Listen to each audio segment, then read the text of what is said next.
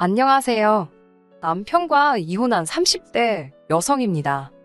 저와 남편은 오랜 시간을 친구로 지내다 연인으로 발전한 사이입니다. 친구로 지낸 시간이 길어서인지 사귀는 동안 서로 큰 다툼 없이 연애를 했어요. 그러다 본격적으로 남녀 사이로 서로를 대한 건 2년 정도이고 이후로 양쪽 집안 어른들의 축복 아래 부부의 연을 맺게 되었네요. 저의 결혼 생활이 생각지도 못한 방향으로 흘러가기 시작한 건 식을 올리고 얼마 지나지 않아서부터입니다. 상견례 때까지도 전혀 그런 기색이 없으셨던 아버님께서 저희가 신혼여행에서 돌아오고 얼마 지나지 않은 후부터 손주 타령을 하시기 시작하셨거든요. 저와 남편은 원래 한 1년 정도는 신혼을 즐기다 아이를 가지려고 했어요. 하지만 아버님의 오랜 친구분이 사고로 세상을 떠나시면서 뭔가 마음이 바빠지셨던 모양입니다. 그 친구분처럼 당신도 하루아침에 죽기라도 하면 어쩔 거냐고 말도 안 되는 억지를 쓰기 시작하셨지요. 결국 아버님의 성화에 못 이겨 저희는 신혼 없이 바로 아이를 갖기로 했네요. 하지만 6개월이 넘는 시간 동안 아무리 노력을 해도 임신이 되질 않았습니다. 설마 했는데 시부모님께서는 제 몸 어디가 이상해서 그런 거 아니냐는 식으로 몰고 가시더군요. 시부모님의 말도 안 되는 말씀과 억울한 마음에 결국 저는 저대로 남편은 남편대로 병원에서 검사를 받게 되었습니다. 결과는 충격적이었습니다. 병원에서 말하기를 저는 선천적으로 자궁이 약하고 남편 역시 정자형성에 문제가 있다고 하더라고요. 저도 저지만 남편은 크게 충격을 받은 눈치였지요.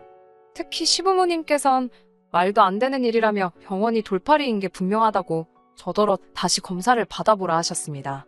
무조건 원인을 저에게서 찾으려는 시부모님과 그때 큰 소리를 내며 싸웠습니다. 시집 온 지 1년도 안 된 며느리가 시부모님한테 대들었다고 그걸로 또 얼마나 욕을 먹었는지 몰라요.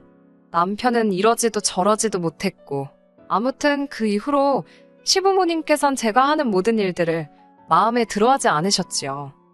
그러다 올해 초부터 본격적으로 시댁과 갈등이 시작되었습니다. 저는 원래 중소기업을 다니고 있었는데 회사 사정으로 인해 지난 2월부터 재택근무를 하게 되었습니다. 반면에 남편은 연애 때부터 지금까지 3교대로 일하는 공장 생산직으로 일하고 있어요. 그런데 시부모님 눈에는 저는 마치 집에서 탱자탱자 노는 며느리이고 남편은 뼈 빠지게 일하는 불쌍한 아들처럼 보였던 모양입니다. 저더러 걸핏하면 사람이 그렇게 책상 앞에서 칼딱거리고만 있는다고 돈이 벌리는 게 아니라고 몸으로 뛰어야 된다고 그러시며 요새 젊은 사람들은 일을 한 개만 하는 게 아니고 2개, 3개씩도 한다더라. 툭하면 그런 이야기를 하시더라고요. 평소에는 그런 말씀을 하셔도 한 귀로 듣고 한 귀로 흘렸지만 저도 사람인지라 컨디션이 안 좋은 날에는 그렇게 짜증도 나고 그러더라고요. 결국 한 번은 듣다 못한 제가 그래서 저더러 투잡디라고 하시는 이야기세요? 낮엔 집에서 일하고 밤엔 어디 배달이라도 갈까요? 그랬더니 할 수만 있으면 하면 좋지 못할 건 또 뭐냐고 그러시더군요. 제가 곱게 커서 몰라서 그렇지 그렇게 사는 사람이 얼마나 많은지 아냐면서요. 남편이 저렇게 밤에 잠도 못 자고 고생을 하는데 너가 좀 도와주면 얼마나 좋겠냐는 소리야 당연히 하셨고요. 듣고 있는데 정말이지 속에서 열불이 올라와서 그러면 어머님도 나가서 일하시라 했습니다. 어머님 연세에도 어떻게든 자식들한테 손 안 벌리려고 뭐라도 하려는 어르신들 많다고요. 당연히 이 이야기는 남편 귀에 들어갔고 그때 처음으로 남편과 큰 소리를 내면서 싸우게 되었어요.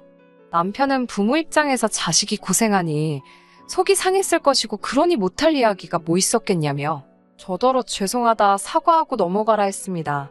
저는 못한다고 그랬어요. 솔직히 어머님 아버님 아무리 은퇴하셨다지만 노후 준비도 안 되어 계시면서 일도 안 하시고 툭하면 우리한테 10만 원만 20만 원만 하시는 것도 부담스럽다고요. 게다가 당신 누나는 일하냐 물었습니다. 신은의 집은 아예 외벌이에요. 식품회사 영업직원으로 뛰는 신우 남편이 한 달에 200 좀 넘게 벌어온다는데 신우는 그것만 보고 살거든요. 솔직히 신우네가 외벌이건 말건 제가 상관할 바는 아니지요. 그렇지만 어머님이 툭하면 저더러 나가서 돈 더 벌어라 어쩌라 하시니 자연스레 신우네랑 저랑 비교를 안 할 수가 없더라고요.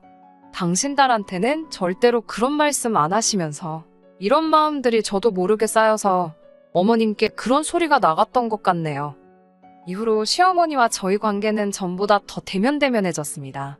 그래도 나름대로 며느리 도리를 한답시고 연락드리고 생활비 보태드리고 솔직한 말로 책 잡히지 않을 정도는 했다고 생각해요.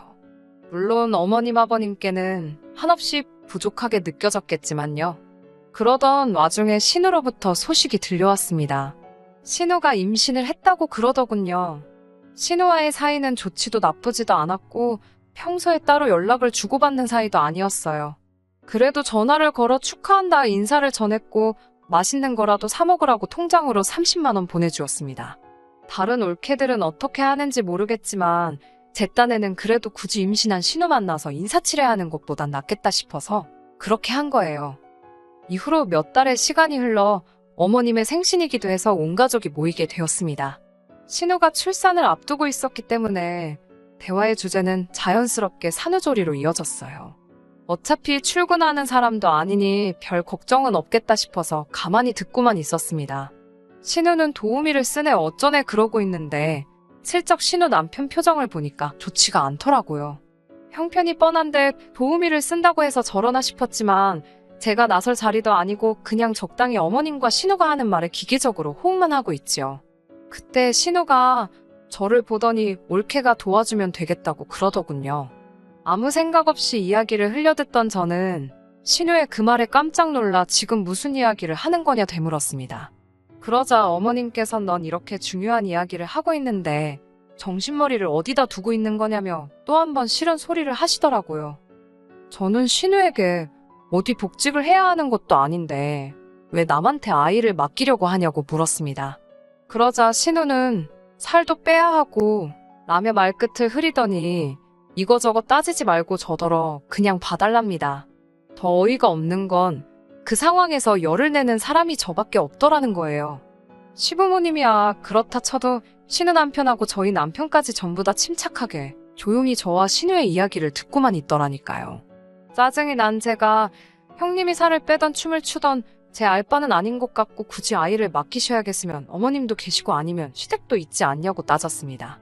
그러자 어머님께선 손사래를 치시며 남들 놀러 다니느라 바쁜데 당신만 애하고 신랑이 하기 싫답니다.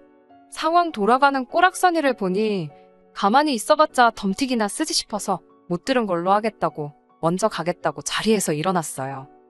그렇게 시댁을 뛰쳐나오니 남편도 곧이어 제 뒤를 따라 나왔습니다. 그래도 남편이랍시고 따라 나왔구나 싶어서 다행이다 싶은 순간 저더러 그렇다고 그냥 그렇게 나오면 어쩌냐고 짜증을 내더라고요. 이 인간도 한통속이구나 생각하니까 서글프더라고요.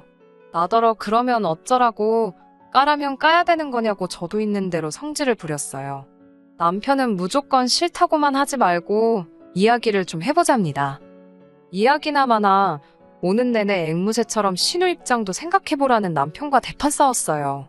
오죽하면 택시 기사 아저씨가 두 사람 다 그만 좀 하라고 시끄럽다고 하시고 남편은 또 아저씨가 뭔데 남의 일에 간섭이냐 그래서 싸움 날 뻔하고 1시간도 안 되는 거리를 무슨 정신으로 왔는지 모르겠어요. 이후로 대략 보름 동안 남편하고는 정말 필요한 말만 한두 마디 주고받았을 뿐 대화를 할 게 없었습니다. 신기하게도 말을 안 하고 사니까 편하더라고요.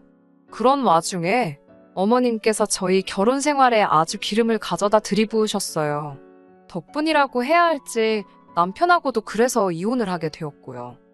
신우의 출산 예정일을 일주일쯤 앞두고 어머님의 호출로 다시 시댁에 가게 되었습니다. 지난번 일도 있고 해서 내키지는 않았지만 시부모님 말만 따라 그 집안의 하나뿐인 며느리였던지라 안 간다 소리를 할 수가 없었어요. 도착하자 신우가 언제부터 그랬다고 반가운 척을 하며 아는 체를 해왔습니다. 그렇게 온 식구가 무슨 작전이라도 짰는지 평소와는 달리 저에게 어찌나 사근사근하고 다정하던지 소름이 다 끼치더라고요. 그리고 아니나 다를까 음흉한 속내를 오래 숨기고 있지는 못하더라고요. 온 가족이 모이자 신우는 다시 산후조리에 대한 이야기를 꺼냈고 가족들은 다 같이 짝이라도 한 듯 신우가 저에게 조를 수 있도록 소위 판을 깔아주는 분위기였지요.